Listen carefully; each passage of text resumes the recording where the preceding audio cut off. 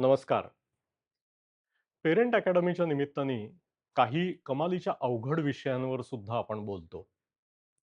आजचा विषय हा तशापैकीच एक आहे. मुलांना हॉस्टेलला शिकायला ठेवावं का? हा अनेक पालकांच्या मनामध्ये येऊन जाणारा प्रश्न आहे. तुमची मुलं कितीही गुणी असली, तुमची फॅमिली सपोर्ट सिस्टम कितीही जबरदस्त असली, त्यांची शाळा कितीही छान असली आणि तुमच्या घरामध्ये कमालीच्या आनंदाचं जरी वातावरण असलं, तरी प्रत्येक पालकांना हे कधी ना कधी निश्चित वाटून जातं, की मुलांना हॉस्टेलवर ठेवावं का? त्याने अजून काही फायदा होईल का? किंवा सध्याच्या सिच्युएशनमधला जो त्रास आहे तो कमी होईल का?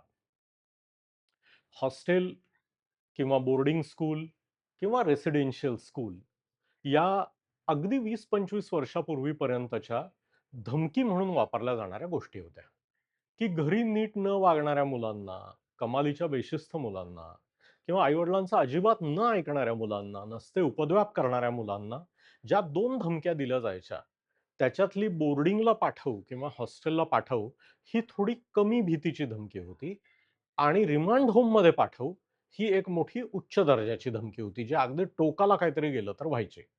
आता आपल्याला माहिती आहे, की असं काही कोणी रिमांड होममध्ये मुलांना पाठवू शकत नाही. त्याची एक कॉम्प्लिकेटेड कायदेशीर प्रक्रिया असते आणि आई-वडील दोघंही जर जिवंत असतील, तर तुमचं मूल अशा प्रकारे आई-वडिलांनी पाठवलं म्हणून रिमांड होममध्ये जायची शक्यता शून्य आहे. त्याच्यामुळे तो विषय आपण बाजूला ठेवून देऊया. बोर्डिंग स्कूल किंवा रेसिडेन्शियल स्कूल हे दरवर्षी वाढत आहेत आणि भारतामध्ये काही हजार, प्रॉबॅबली एखाद्या लाखाच्या जवळपास रेसिडेन्शियल शाळा तयार झालेल्या आहेत. अगदी वय वर्ष 5-6 पासून म्हणजे इयत्ता 1ली पासून तर 12वी संपेपर्यंत या रेसिडेन्शियल शाळा आता अवेलेबल आहेत. तिथे असणारी मेजॉरिटी मुलं ही 4थी-5वी नंतर तिथे जातात. त्याच्या आधी जाणारी मुलं असतात, पण थोडी असतात. पण आई-वडिलांच्या डोक्यामध्ये हा टप्पा, हा विशेषतः 5वी-6वी मध्ये येतो किंवा काहींच्या बाबतीमध्ये 7वी, 8वी, 9वी मध्ये येतो. एक महत्त्वाची लक्षात ठेवण्यासारखी गोष्ट म्हणजे बोर्डिंग स्कूल, रेसिडेन्शियल स्कूल हा नाईलाजाचा उपाय आता राहिला नाहीये. अनेक सिच्युएशन्स आहेत, की जिथे रेसिडेन्शियल शाळेमध्ये मुलांनी राहणं, काही वर्ष राहणं किंवा इयत्ता 5वी ते 10वी किंवा 5वी ते 12वी तिथे राहणं, ही ॲक्चुअली त्या कुटुंबासाठी आणि त्या मुलांसाठी गरजेची गोष्ट असते. अशी सिच्युएशन्स कुठली आहेत?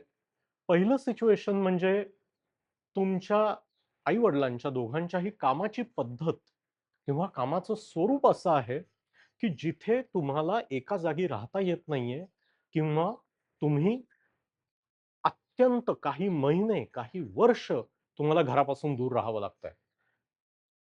आर्म्ड फोर्सेसमध्ये काम करणारी लोकं, मर्चंट नेव्हीमध्ये काम करणारे लोकं, ऑइल रिग्सवर काम करणारी लोकं, काही विशिष्ट सॉफ्टवेअर कंपन्या किंवा कन्सल्टिंग जॉब अशा प्रकारचे असतात, की ज्याच्यात तुम्हाला कमालीचा प्रवास करावा लागतो.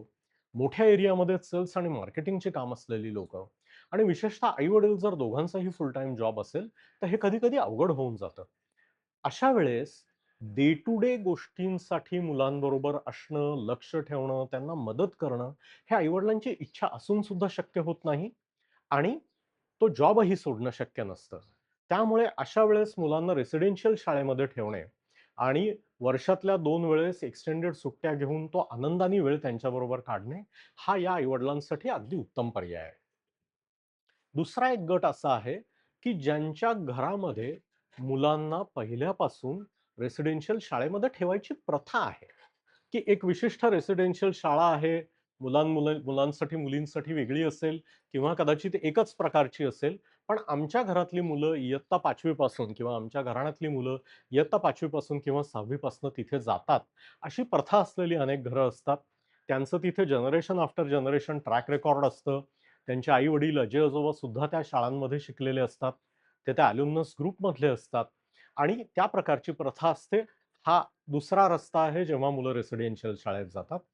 तिसरा एक प्रकार असा आहे, की कामाच्या निमित्ताने तुम्ही अशा ठिकाणी राहता आहात किंवा तुमचं घर अशा ठिकाणी आहे, की जिथे तुम्हाला शिक्षणाची खूप चांगली सोय नाहीये.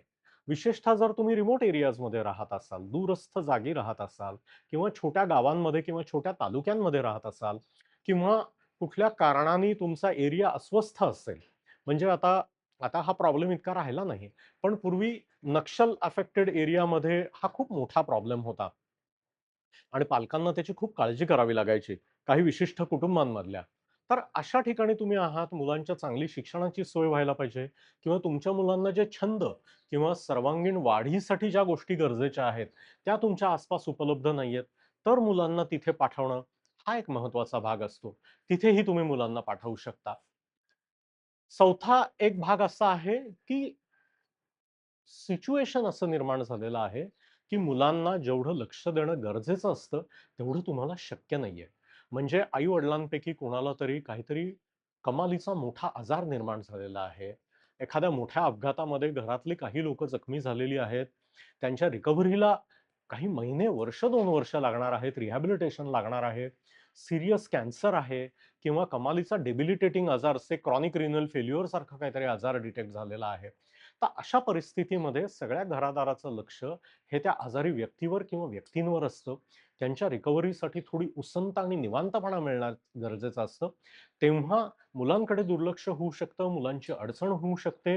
त्या परिस्थितीचा फायदा घेऊन मुलं अजून थोडे 4 उद्योग करू शकतात.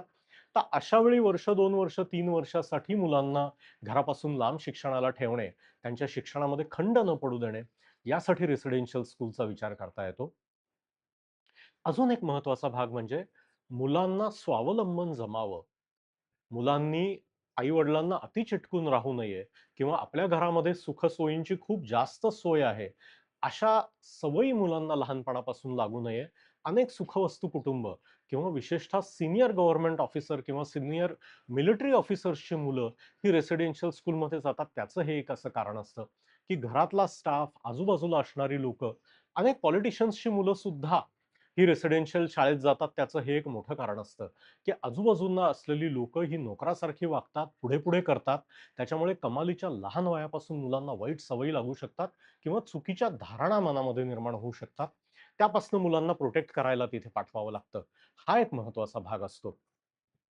अनेकदा मुलांचे असे काहीतरी छंद असतात. उदाहरणार्थ तुमच्या मुलाला हॉर्स रायडिंगची आवड असेल आणि तुमच्या जवळपास त्याची सोय नसेल, तर अनेक उत्तम रेसिडेन्शियल शाळा आहेत, की ज्या हॉर्स रायडिंग असेल, टेनिस असेल किंवा काही प्रकारचं मिलिटरी ट्रेनिंग असेल किंवा काही विशिष्ट विषय असतील, ज्याच्यामध्ये कमालीचे स्पेशलाइज्ड करिक्युलम ऑफर करतात किंवा तशा फॅसिलिटीज तिथे असतात.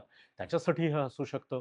तुमची 2-3 वर्षासाठी बदली झाली आहे आणि तुम्हाला फॅमिली डिस्टर्ब करायची नाही, तेव्हा तुम्हाला या गोष्टी वापरता येतात. आणि अगदी नाईलाज म्हणून कधी-कधी घरची परिस्थिती अशी होऊन बसते, की मुलांना जी योग्य शिस्त लागायला पाहिजे, ज्या प्रकारचं वातावरण पाहिजे, विशेषतः आता जेव्हा गॅजेट ॲडिक्शन हे खूप मोठ्या प्रमाणात दिसतंय, त्यापासून जर मुलांना वाचवायचं असेल, तर मुलांना घरापासून वेगळं राहण्याची गरज असते. तेव्हा बोर्डिंग स्कूल वापरलं जातं. तर अशा सर्व प्रकारे मुलांच्या शिक्षणाची व्यवस्थित काळजी घेऊन, त्यांना स्वावलंबन जमावं, त्यांना चांगली सोशल स्किल्स जमावी, काही वाईट सवयी लागलेल्या आहेत त्या सुटाव्यात किंवा त्या कमी व्हाव्यात आणि घरची अवघड परिस्थिती असताना किंवा घरची प्रथा असताना मुलांचं शिक्षण उत्तम प्रकारे चालू राहावं, यासाठी रेसिडेन्शियल शाळेचा अनेकदा विचार केला जातो. आणि अशा प्रकारे मुलांना तिथे पाठवणं, ह्याच्यात तुम्ही फार भयंकर वाईट वाटून घेऊ नका. जर तुमच्या सिच्युएशनची ती गरज असेल, तर हे जरूर करा. खूप जास्त इमोशनल ब्लॅकमेल स्वतःला करून घेऊ नका. काही 1 शैक्षणिक वर्ष किंवा 2 शैक्षणिक वर्षांसाठी किंवा जर तुमच्या परिस्थितीची ती गरज असेल, तर अगदी त्यापेक्षा थोडा जास्त काळ सुद्धा मुलांना रेसिडेन्शियल स्कूलमध्ये ठेवायला हरकत नाही. अनेक पालकांना अशी भीती वाटते, की तिथे राहिली की मुलं आमच्यापासून तुटतील. तर आत्तापर्यंतचा रिसर्च शेकडो, हजारो मुलं जी रेसिडेन्शियल शाळांमध्ये राहिलेली आहेत, तिथला अनुभव असा आहे, की अशी ताटातूट होत नाही. अशा प्रकारची नाती तुटत नाहीत. व्यवस्थित तुमचा मुलांशी कॉन्टॅक्ट असतो. सुट्टीच्या एक्सटेंडेड पिरियडसाठी मुलं तुमच्याबरोबर असतात. नातं अगदी टिकून राहतं. उलट समोरासमोर असताना जे सारखे खटके वाजणारे असतात, ते कमी होऊन अनेक मुलांची तर ती नाती सुधारतात सुद्धा. आणि तुम्हालाही त्यांना जास्त माया लावायची संधी मिळते. कारण डे टू डे मॅनेजमेंट ह्याच्यातनं तुमची मुक्तता झालेली असते. त्यामुळे तो एक चांगला भाग असतो. दुसरी एक काळजी अशी असते, की मुलांना काहीतरी अब्यूज होईल का? वाईट सवयी लागतील का? किंवा ड्रग्ज वगैरे मुलं करायला लागतील का? To tell you very honestly गेल्या 25-26 वर्षाच्या माझ्या प्रॅक्टिसमध्ये हॉस्टेलमध्ये जाऊन मूल ड्रग घ्यायला लागलेला आहे, असा प्रसंग मी बघितलेला नाहीये. अशा प्रकारच्या किंवदंती किंवा अफवा खूप असतात, की त्या अमक्या एका हॉस्टेलमध्ये मुलं फार ड्रग्स करतात. प्रत्यक्षात ही परिस्थिती नाहीये. याची खूप काटेकोर काळजी घेतली जाते आणि अशा प्रकारच्या गोष्टी घडत नाहीत. त्यामुळे फक्त अशा काहीतरी काल्पनिक भीतींना बळी न पडता, जर तुमच्या सिच्युएशनची अशी डिमांड असेल, ही जर तुमच्या कुटुंबाची त्यावेळची गरज असेल, तर जरूर तुम्हाला जे योग्य वाटतं आहे त्या रेसिडेन्शियल शाळा बघा. तिथल्या मॅनेजमेंटशी बोला, तिथल्या मुलांशी, इतर पालकांशी बोला आणि योग्य तो निर्णय घ्या. कधी-कधी जसं रामचंद्राला आणि लक्ष्मणाला सुद्धा विश्वामित्रांबरोबर दशरथाने ते 8 वर्षाचे असताना पाठवलं होतं. कारण त्यांचं योग्य प्रकारचं शिक्षण होणं गरजेचं होतं. आई-वडील हे कमी प्रेमळ होते, पुरेशा सोयी नव्हत्या किंवा काही संकट आलं होतं, असं नाही. पण मुलाच्या वाढीची एक विशिष्ट गरज होती, जी घरात पूर्ण होऊ शकत नव्हती. त्यामुळे त्यांच्या कुलगुरू वसिष्ठांनी सुद्धा दशरथाच्या पाठीवर हात ठेवून सांगितलं होतं, की "तू तुझ्या मुलांना विश्वामित्रांबरोबर पाठव." त्यामुळे जर आपल्याला गरज पडत असेल, तर आपल्या घरातली मुलं किंवा मुली यांची सुरक्षितता राहावी, त्यांच्या शिक्षणात अडथळा येऊ नये आणि वाढीमध्ये अडथळा येऊ नये, याच्यासाठी जर रेसिडेन्शियल स्कूलचा विचार करत असाल, तर शांतपणे व्यवस्थित विचार करा. कृपया भावनेच्या ब्लॅकमेलमध्ये जाऊन स्वतःला त्रास करून घेऊ नका.